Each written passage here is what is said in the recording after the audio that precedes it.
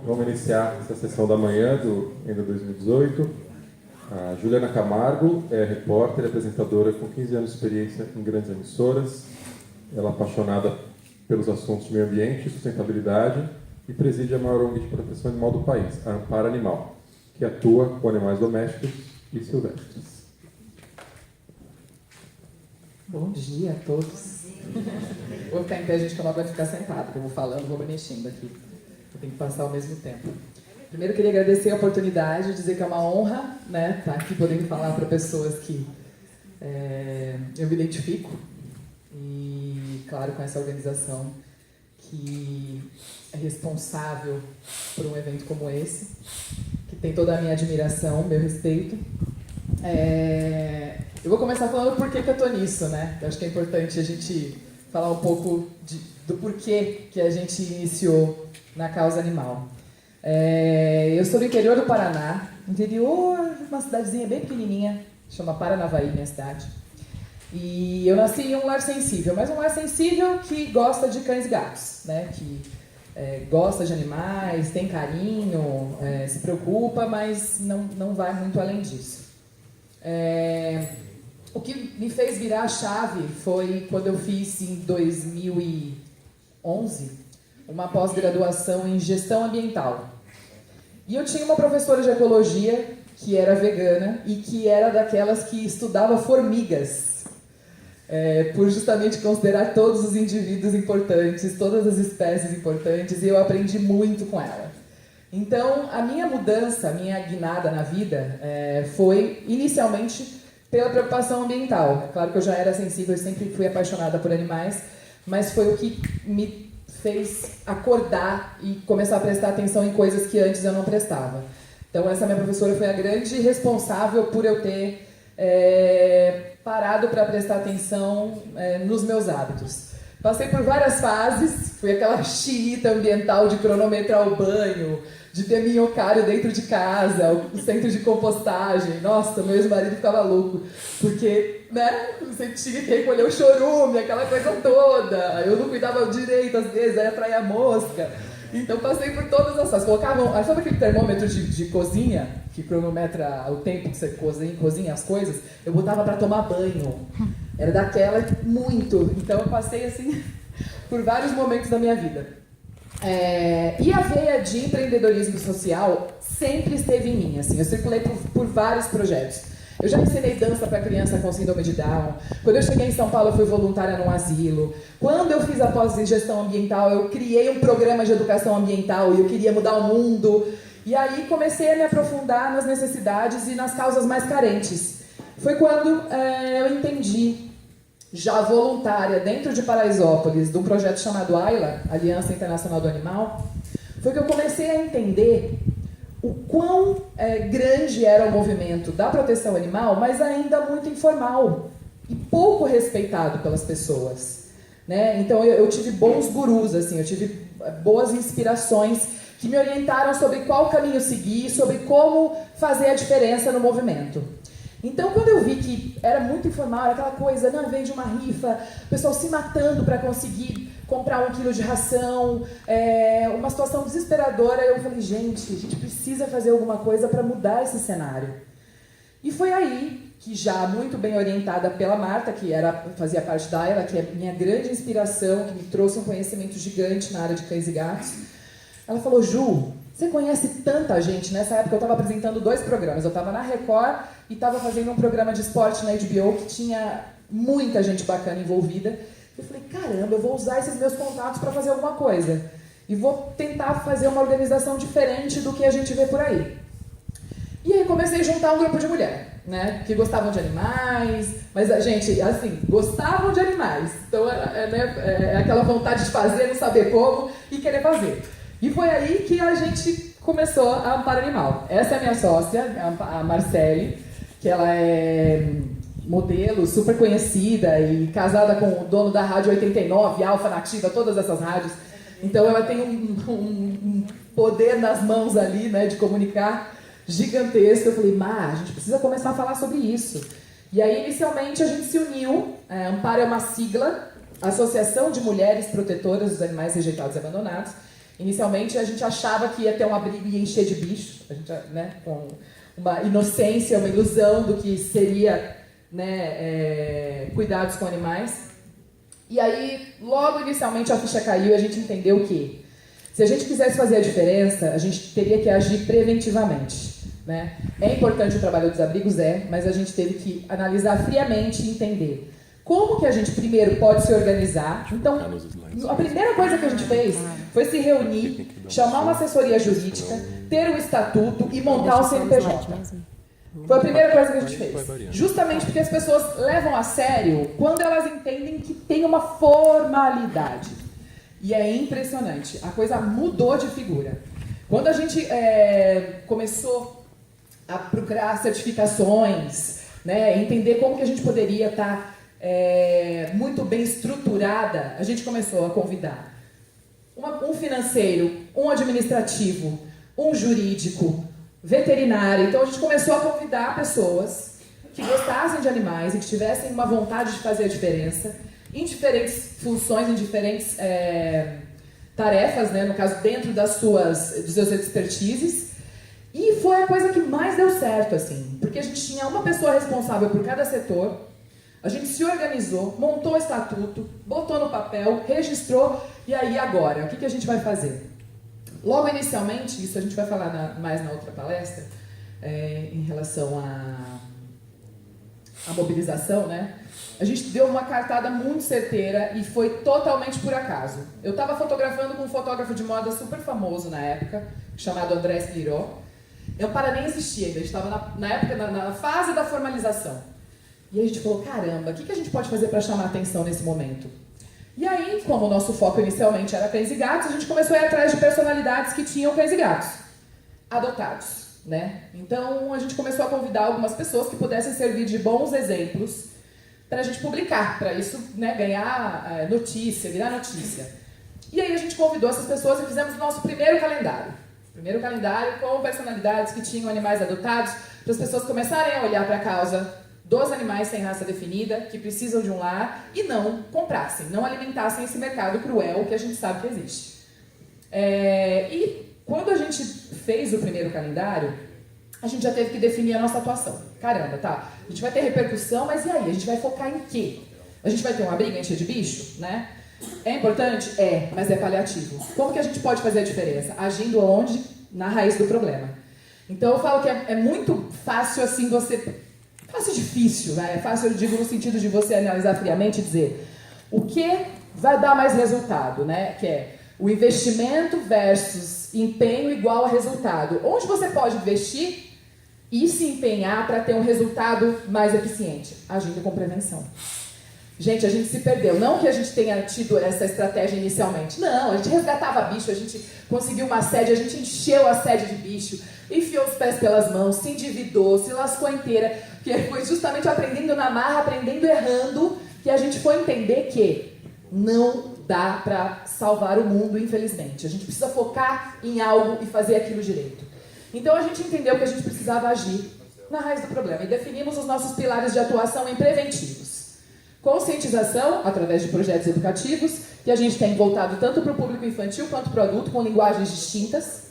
Castração para controle populacional, né? Que a realidade de cães e gatos abandonados no Brasil é uma questão absurda, são 30 milhões, e as pessoas ainda continuam comprando. Então, é uma população que sim, precisa ser controlada, então precisamos castrar os animais. E adoção, né? Que é o pilar mais bem aceito por todos. Isso quando você vai falar de adoção, nenhuma empresa hesita em patrocinar. Agora fala de castração. Aí a coisa começa a mudar, né? O desafio está justamente aí. Aqui a gente faz 8 anos, agora em 2018. A gente nasceu em 2010. E, paralelo aos nossos projetos preventivos, a Amparo entendeu que tinha um potencial de ser uma ONG-mãe para captar recursos e ajudar outras instituições. Quando a gente lançou esse calendário com celebridades, as empresas começaram a nos procurar. E foi automático, gente, a gente nem foi bater nas portas. Saiu na mídia, as pessoas vieram nos procurar. E a gente falou, caramba, a gente não tem bicho para alimentar, porque a gente não quer ser abrigo. E aí? Né? O que a gente quer? O que a gente vai fazer com isso? Pô, a gente tem potencial de captar e ajudar. Olha a realidade dos abrigos, a realidade das ONGs, né? Tá todo mundo vendendo pão para comer a janta. Eu venho no almoço para comer a janta, é literalmente isso. Né? Não tem condições, não tem uma estrutura mínima. E aí a gente entendeu que precisava começar um trabalho de suporte para esses abrigos que existiam e que não tinham condições nenhuma, né, de se manter.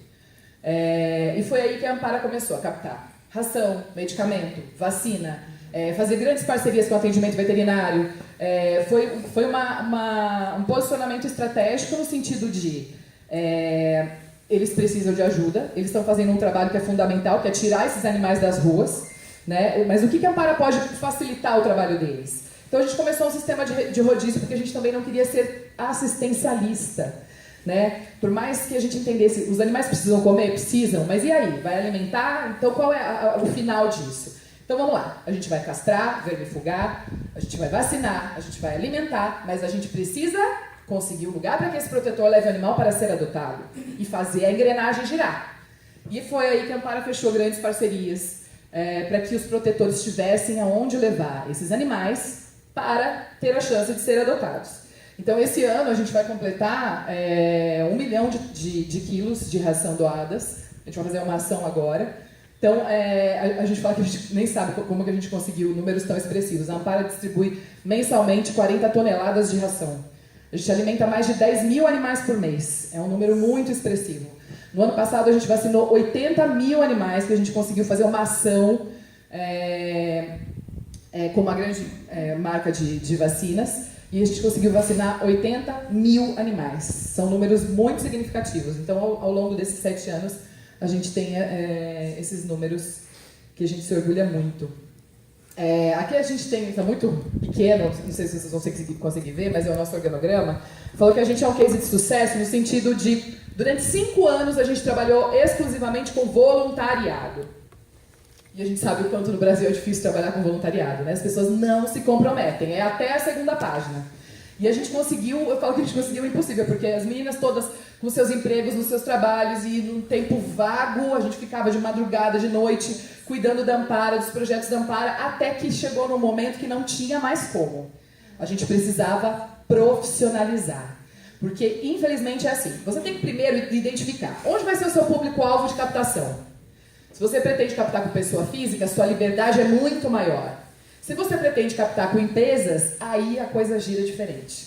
Você tem que ser muito mais político, digamos assim. Porque você não pode ter nenhum escândalo, você não pode ter nenhum problema no nome. Então as empresas elas fazem uma pesquisa a fundo para saber como que está, né, o seu CNPJ, se você tem algo está associado a alguma coisa que eles não queiram. Então foi aí que a gente entendeu que a gente precisava dividir.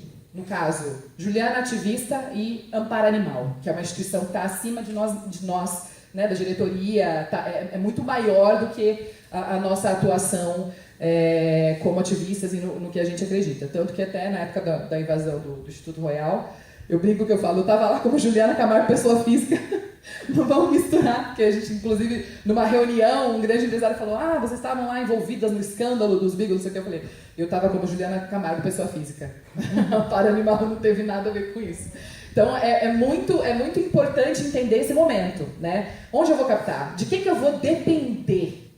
Porque, gente, a coisa mais maravilhosa é quando existe um instituto com uma família rica, maravilhosa, que te abasteça, e você tem liberdade para falar como você quer, né? Ou atuar de uma forma que ninguém questione. Mas quando você depende dessa captação para os seus projetos serem desenvolvidos, aí são outros 500. Então, hoje a gente tem esse organograma, a Ampara tem 16 funcionários aqui em São Paulo, temos 4 no Rio de Janeiro e 2 em Curitiba. A Ampara assumiu o programa Adotar é Tudo de Bom, da Pedigree, que é o maior programa de adoção do Brasil, então nós estamos hoje em 11 estados brasileiros. Então a gente tem uma pulverização de adoção gigantesca, e foi aí que a gente entendeu que poderia ajudar de outra forma. Então a gente entendeu que a realidade do Nordeste é completamente diferente da região Sul, que é completamente diferente da região Norte. Então cada estado tem uma necessidade. Então a gente entendeu que precisava trabalhar separadamente, com estratégias diferentes para esses lugares. Aqui em São Paulo existe a obrigatoriedade de doar animal castrado, vermifugado, microchipado, etc. Essa realidade só existe em São Paulo. O resto do Brasil não tem regra para nada. Você pode doar animal sem castrar. De qualquer jeito. Vamos doar, o que importa é doar. Não! Quando a Ampara assumiu, a gente falou, caramba, não pode ser assim, porque isso é um desserviço. Então a gente precisa ter o olhar de protetor, o olhar de quem entende da causa. E isso, no caso das empresas que querem divulgar, dependem, né, desse conhecimento. E foi aí que a gente literalmente se aproveitou do nosso conhecimento para fazer uma proposta e falar: por que vocês não contratam a gente como consultora do programa?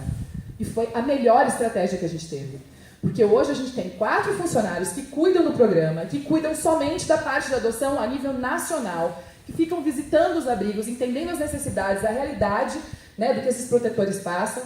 Então hoje a gente tem um time gigantesco. A gente tem aqui algumas ações, eu vou passar rapidinho para vocês. Esse é o projeto de crianças, que a gente tem o desenho animado, que se chama O Mundo Animal de Bibi, que é para trabalhar a questão da conscientização infantil. A gente fez uma adaptação da peça A Dama e o Vagabundo, só que voltado para a proteção animal, para falar sobre a importância da adoção. A gente tem alguns livros e cartilhas também voltadas para o público infantil. A questão da adoção, dos eventos de adoção. A ideia da Amparo inicialmente foi literalmente, gente, transformar a adoção em algo pop, né? O vira-lata em algo interessante, em algo, né? Foi a ideia de glamorizar, tirar aquela história de que eventos de adoção, os animais estão tudo capenga, é tudo feio, é tudo mal feito. Não, vamos fazer um super evento maravilhoso, num super shopping, né? Lugares onde as pessoas não imaginam ver, falar sobre vira-lata, né? Falar sobre temas que muitas vezes elas nem param para olhar. Quando a gente começou a convidar os artistas, por exemplo, a gente convidou a Fernanda Tavares. Quem sabe que ela foi a primeira modelo a se negar a desfilar com pele na indústria da moda? Então essas pessoas elas precisam ser, né, ganhar visibilidade. Foi isso que a gente fez. Aqui são os mutirões, né? A gente tem uma unidade móvel de atendimento veterinário, que é um ônibus, que tem uma clínica veterinária interna que vai até a periferia para castrar gratuitamente. Esses mutirões são feitos dentro de comunidades. A doação de medicamentos e vacinas, que funciona assim. Sabe o sistema da farmácia do SUS? Então, funciona da mesma forma. A gente tem lá no Amparo um departamento veterinário, o protetor, ele resgata um animal que precisa fazer tratamento para câncer. Então, ele precisa de tal medicamento. Dentro da grade da Amparo existe esse medicamento? Esses protetores enviam um pedido veterinário para a gente envia para a residência dele o medicamento. Então, é como se fosse esse sistema da farmácia do SUS, só que a gente entrega para os protetores diretamente. Essas exposições, que são fruto do calendário, né, esse calendário que a gente lança todos os anos, mais uma vez, a ideia foi glamorizar o vira-lata, foi tornar interessante a adoção e glamurosa, né? Infelizmente, a gente precisa falar língua que interessa ao povo de uma forma geral, à massa. Né? É triste você ter que chegar nesse ponto? Mas muitas vezes é necessário. Essas exposições são itinerantes, né? São painéis gigantes que passam por lugares de grande circulação de pessoas. E a gente fez isso, inaugurou num grande shopping, né, de São Paulo, porque tem um super fotógrafo de moda, porque tem pessoas super conhecidas. Então eles abriram as portas e a gente se instalou. Teve uma vez que, nossa, não teve preço, que a gente se instalou dentro do Shopping Vila Lobos, em frente a uma pet shop, que era uma das maiores comerciantes de filhotes, assim. E a gente estava com essa mensagem na cara do gol. Eu falava, como que eles permitiram que a gente estivesse aqui? Eles nem se atentaram a isso. E aí veio uma criança com a mãe e olhou e falou, tá vendo, mãe? Ali tem um filhote na vitrine, mas aqui tá falando que não pode comprar. Falei, graças a Deus alguém tá associando. Ainda bem que o shopping não parou para prestar atenção. Então a gente começou a se enfiar em lugares que, né, antes era improvável. As nossas... então, aqui, desculpa, eu passei errado. Não tem como voltar mais. Mas a gente teve a campanha Somos Todos Vira-Latas, que foi a que mais viralizou. Consegui. Que falava justamente da nossa mistura, porque então você vai querer um animal de raça pura, somos todos misturados. Né? Então, depois eu vou passar para vocês na parte das mídias, que foi o comercial que viralizou, que a gente conseguiu atingir muita gente. Especial é ser diferente, que a gente falava de animais especiais com algum tipo de deficiência, que são os verdadeiramente esquecidos, né? Que ninguém quer adotar, ter algum tipo de limitação. Sempre ao seu lado. Foi um tema super bacana também, que falava da convivência com os pets. Aqui é o nosso CCPA, que a gente vai inaugurar daqui uns 30 dias no máximo, que é um centro de controle populacional. A gente está justificando aqui a pirâmide de natalidade. Gente, em um ano, olha quantos animais. Que coisa absurda. Em 10 anos, um casal é capaz de gerar 80 milhões de descendentes. É uma loucura, né? Então, por que a importância da castração? É um número impressionante. As ações de controle populacional. Vocês entenderam que tudo que a gente faz é documentado? tudo a gente tira foto, tudo a gente documenta, isso tudo a gente consegue compilar num documento para mostrar na hora de pedir ajuda, na hora de pedir captação, na hora de chegar numa empresa, né, e poder contar com esse tipo de apoio. Aqui é o CCPA, que é o Centro de Controle Populacional, que a gente vai ter atendimento gratuito para os protetores cadastrados, que são mais de 300 protetores cadastrados, e também atendimento a preços populares. E em 2016 a gente ampliou nossa atuação para animais silvestres. Meu terapeuta fala, Juliana, você estava indo tão bem com cão e gato, por que agora você resolveu ampliar para animais silvestres? Todo mundo aqui conhece o Rancho dos Gnomos, né? Então, a gente fez uma ação com eles, foi uma campanha de crowdfunding, que é aquela vaquinha, sabe, da internet, que capta recursos, que a galera doa. Essa é uma forma maravilhosa de captar recursos, porque de 10 em 10, de 1 em 1, né, você chega num objetivo. E essa campanha foi para a Forbes, foi a gente que fez essa campanha para o Rancho. A gente fez tudo, desde o site, criou o nome, chamou as personalidades para poderem divulgar a causa. Essa campanha ela captou quase R$1.100.000, que era para conseguir um lugar novo para o rancho mudar de lugar, né? Então a gente teve eu falo que foi a campanha certa, na hora certa, com as pessoas certas, porque a gente tentou reproduzir isso, depois nunca mais deu certo, tanto quanto, né? Então foi a campanha que mais captou em todo o Brasil. Gente, a gente tem que entender que a causa animal, ela está em alta. Vocês viram aquela campanha, tem uma campanha de, eu posso falar aqui, tem uma campanha de um cartão famoso aí, que colocou, que é o Visa Causas. Vocês viram que eles escolheram 8 causas? Tem tudo, tem idoso, tem educação, tem criança, tem meio ambiente e animais. E assim, gente, as 2 causas animais estão no topo da arrecadação. Mas assim, disparado, está muito discrepante de crianças, idosos, etc. Então, até no Pânico, há um tempinho atrás, o Emílio falou pra mim, gente, existe uma distorção aí, né? Tipo, as pessoas estão ajudando mais causa animal, estão mais atentas à causa animal. Eu brinquei com ele e falei, sabe o que acontece? O pessoal da causa animal, não, gente, é assim, cada 1000 CNPJs de projetos de criança tem um animal. 1000, gente, 1000. 1000 CNPJs de projetos sociais para crianças tem um para animais. Quando eu falei isso pra ele ficou chocado. Eu falei, olha a discrepância, você ainda vem me dizer que você acha que a causa animal tem mais relevância? Né? Eu falo que a gente é mais barulhento porque a gente é passional, então a gente consegue fazer reverberar a causa. E é uma descoberta nova. As pessoas despertaram recentemente para a causa animal. Então quando elas despertam, elas querem falar, elas querem botar para fora, elas querem estar, né, dividindo com as pessoas. Caramba, minha ficha caiu, olha que merda que eu fazia, né?